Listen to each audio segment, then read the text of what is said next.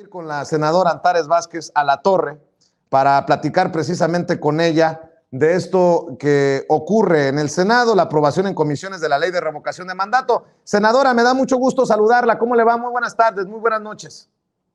Muy bien, Vicente, gracias. Aquí estamos nuevamente, como siempre, con mucho gusto de saludarte a ti y a todo tu auditorio. Oiga, senadora, ¿cómo ve esta nueva pregunta, una pregunta más clara? ¿Cómo ve esta aprobación en comisiones de la revocación de mandato? Mira, la situación ha sido como sigue. Como todos supieron, hubo una iniciativa presentada por el senador Monreal que pues no nos satisfacía a la mayoría. Entonces hicimos una iniciativa, algunos senadores y senadoras también del Grupo Parlamentario de Morena, que también propusimos, y esta pregunta sale de nuestra iniciativa. Y no solo eso, sino que hay una serie de cosas que tenemos que considerar después de haber vivido la consulta popular, que todos sufrimos una serie de cuestiones que el INE no actuó como debió haberlo hecho. Entonces, en nuestra iniciativa, además de la pregunta que tú leíste, hicimos algunas otras propuestas. Por ejemplo, que se tenga que poner el mismo número de casillas que en la elección constitucional. ¿Por qué? Porque todos sabemos que hubo aproximadamente el 30% de las casillas y esto dificultó muchísimo que la gente pudiera acudir a votar. Había personas que tenían que ir a votar hasta otro municipio y eso tiene, pues, obviamente complicaciones. Entonces tendrá que ser eso. También el tema de la difusión, porque como todas y todos fuimos testigos, en la consulta popular el INE solo hizo 15 días de difusión y eso no es suficiente. Estamos ante un ejercicio inédito. La democracia participativa en nuestro país no ha sido la regla, como todas y todos sabemos, y la gente necesita saber. Y dado que, de acuerdo con la Constitución, el INE es el único facultado para contratar tiempos de radio y televisión, pues entonces que haga la difusión desde que saca la convocatoria, porque si no, nadie se entera. Y la otra situación es que dado que en este caso de la revocación de mandato tendrá que ser solicitada por ciudadanos, no vale, acá no hay que puede ir el Senado o el presidente o alguien a solicitar la revocación de mandato, sino que tienen que ser los ciudadanos. Entonces, pero esos ciudadanos deben estar posibilitados de ir a difundir ellos mismos, a promover el ejercicio de la revocación de mandato, porque fíjate que ahora en la consulta popular, como estaba poco claro esto, mucha gente salió a las calles a poner un módulo o bien a ir casa por casa a informarle a la gente y el INE los estuvo persiguiendo, los estuvo hostigando. Entonces, tenemos que dejar claras estas cosas para que no nos pasen las mismas situaciones que se vivieron en el ejercicio de la consulta popular. Entonces, afortunadamente, varias de estas cosas ya fueron incorporadas al dictamen. Faltan algunas cosas, por ejemplo, este tema de que el INE deba difundir desde que sale la convocatoria. Entonces, una serie de cosas que vamos a meter como reservas el día que se considere en el Pleno del Senado. ¿Cómo ve a la oposición en este tema? Andan con todo, ¿no, senadora? Andan buscando ridiculizar, como en su momento buscaron ridiculizar la consulta popular de juicio expresidentes, ahora van con todo. Creo yo que es línea de Claudio X González, usted me dará su opinión, pero buscan con todo desestimar la revocación de mandato del próximo año. Mira, la verdad es que dan pena, la oposición en este país da pena. Cuando nosotros éramos oposición, argumentábamos, teníamos evidencias de cosas. Ahora es oponerse por oponerse. Es lo que diga el presidente, es malo. Si dice blanco, debe ser negro. Si dice negro, debe ser blanco. Es una ridiculez de oposición. Entonces, a ellos les conviene, ¿no? No quieren correr a López Obrador, pues bueno, que se apliquen. Pero no hacen eso. Ahora traen el discursito, para que se prepare la gente, traen el discursito de que como este presidente ya fue electo por 6 años, no se le puede aplicar revocación de mandato. Entonces, a ver, ¿quién les entiende? No quieren a López Obrador, pero tampoco quieren que haya el ejercicio de la revocación de mandato. Entonces es muy absurdo. Están muy temerosos, por supuesto, porque saben que Andrés Manuel sigue siendo un presidente sumamente popular, muy querido por la gente, y todo lo que él haga será una cuestión que ellos tendrán que atacar. Entonces, ayer en el ejercicio de Comisiones Unidas, yo no soy parte de las comisiones, pero estuve presente porque me interesaba ver lo de mi iniciativa, y pues hicieron vacío, votaron en contra en lo general, pero ya no se quedaron para hacernos vacío y que no se pudiera aprobar en lo particular. No lo lograron porque ya salió, ya quedó aprobado el dictamen y entonces ese se tendrá que discutir en el Pleno del Senado. Oiga, senadora, por ahí creo que fue María de los Ángeles Huerta del Río, la diputada, la que nos decía que el PAN estaba insistiendo mucho en que se incluyera en la pregunta de la revocación de mandato algo relacionado a la falta de confianza o a la pérdida de confianza. Sí. Y esta nueva pregunta parece que va en otro sentido, afortunadamente.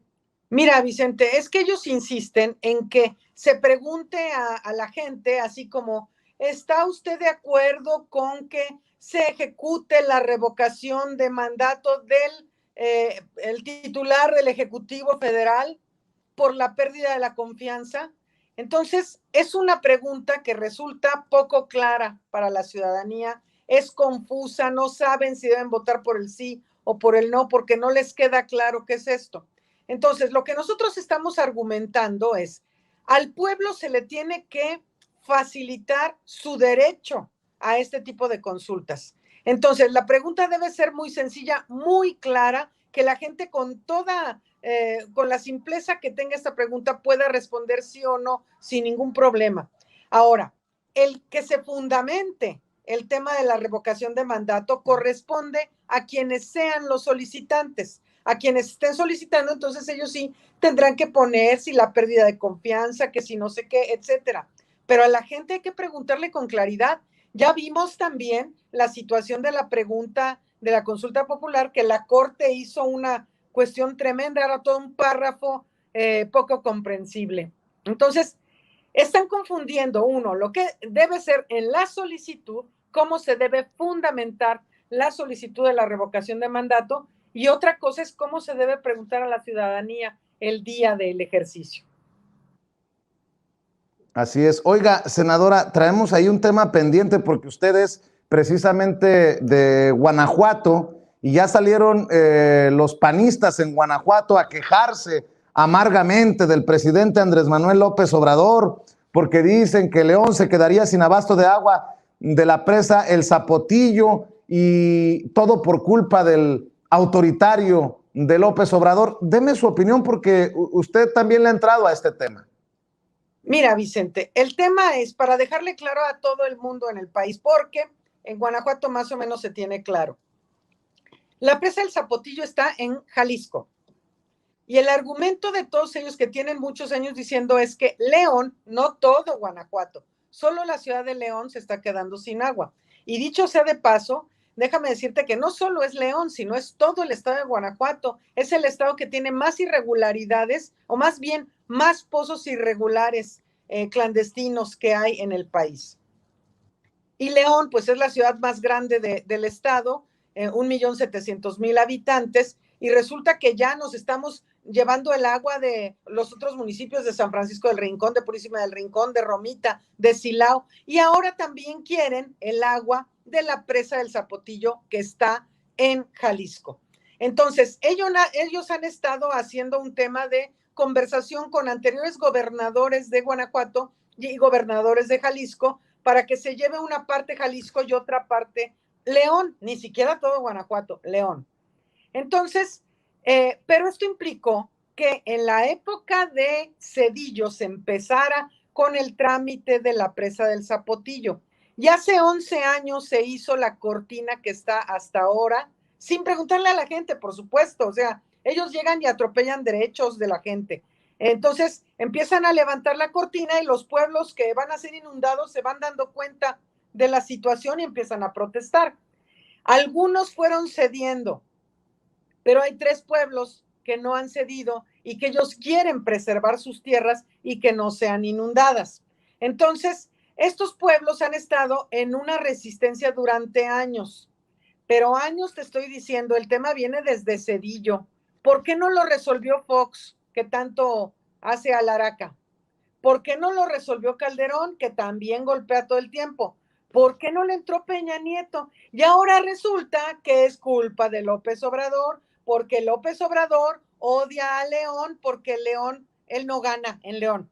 Hazme el favor, la ridiculez de argumentos. Entonces, esto es falso. Lo que pasa es que cuando la cortina de la presa, si queda como está ahora, que falta terminarla, pero está ya a una altura de 80 metros, no se inundarían estos 3 pueblos que están en resistencia. Pero los panistas, para que pueda haber agua para León, además de Jalisco, tiene que crecerse a más de 100 metros la cortina, y entonces sí se inundarían estos pueblos. Y es lo que la gente no quiere. Entonces, por primera vez en la historia, desde que empezó el problema del zapotillo, que no es nuevo, tiene varios sexenios, un presidente va a platicar con los pobladores y les plantea, les da opciones de si quieren, se les reubica, si quieren otras, y la gente no quiere salirse de su pueblo.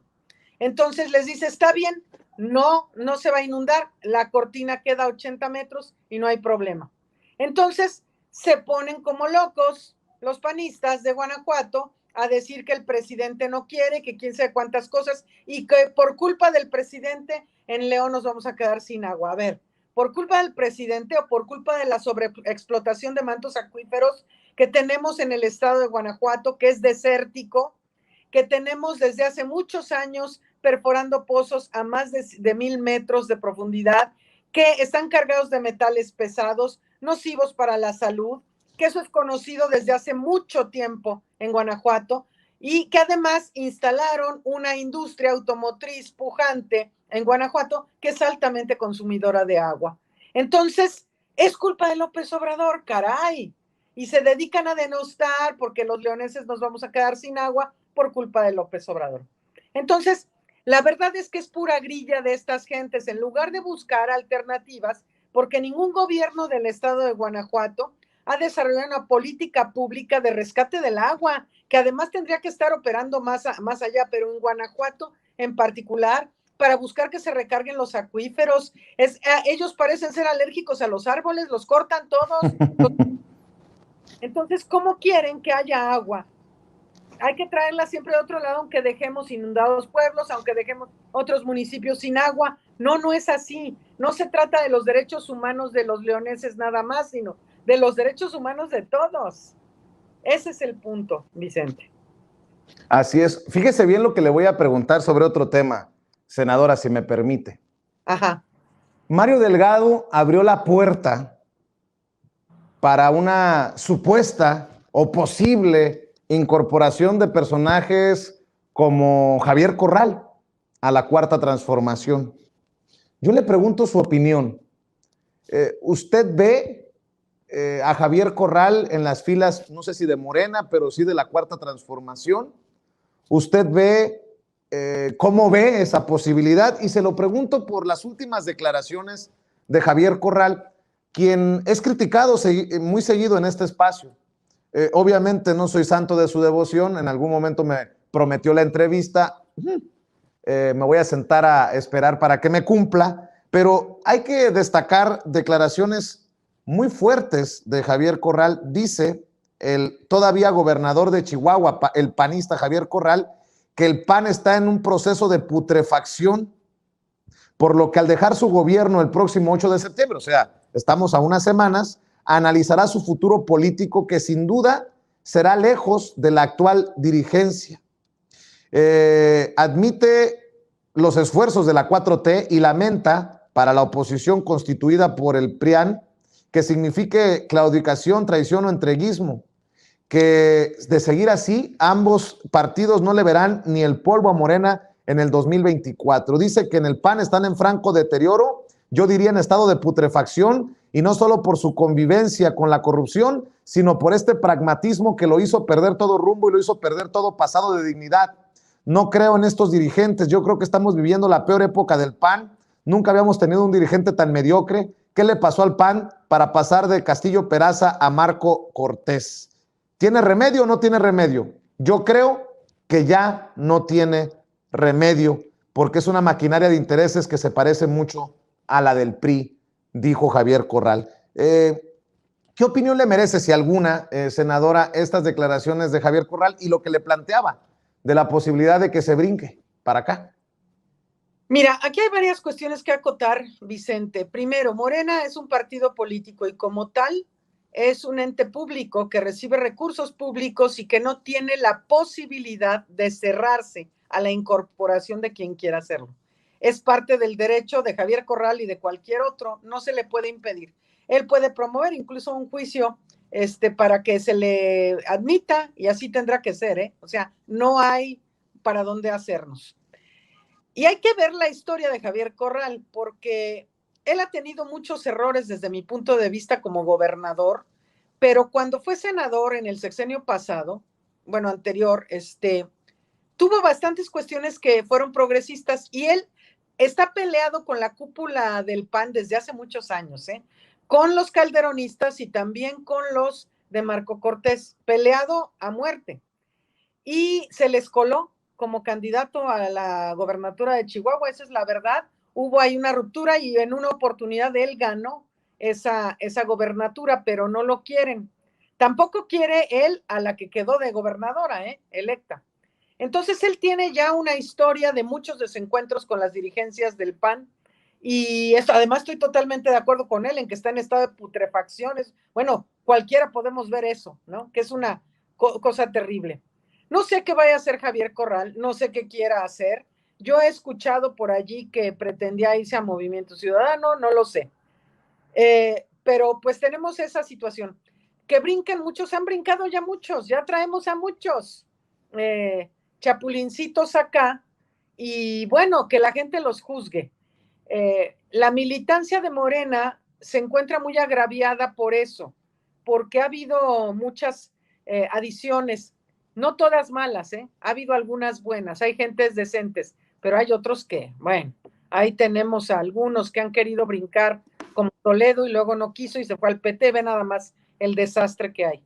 Entonces, yo creo que Morena tiene que recomponerse en muchos sentidos para permitir que la gente decente que tiene una intención real de formar parte de este movimiento por la cuarta transformación, pues apoyarla, pero que a los demás no, a aquellos que llegan con las mismas prácticas de siempre, los ambiciosos vulgares, pues hay que ponerles un freno. Pues estoy de acuerdo contigo, senadora. Si no vamos a tener agregados culturales en embajadas como la que acaban de designar en España, entendió el que entendió, pinche relajo que se cargan con ese tema de la agregaduría cultural en la Embajada de México en España por los personajes que están eligiendo en la Secretaría de Relaciones Exteriores. Bueno, senadora, ¿qué te parece si te invito para que regreses cuando tú así lo consideres, para seguir platicando de los temas importantes? Por lo pronto te mando un abrazo y te agradezco mucho las deferencias para Sin Censura. Igualmente, Vicente, igualmente para todo tu equipo, muchísimas gracias y con mucho gusto estaremos platicando en cualquier otro momento. Claro que sí. Un abrazo, senadora Antares Vázquez Alatorre, senadora de Morena por el estado de Guanajuato, siempre hablando sin censura.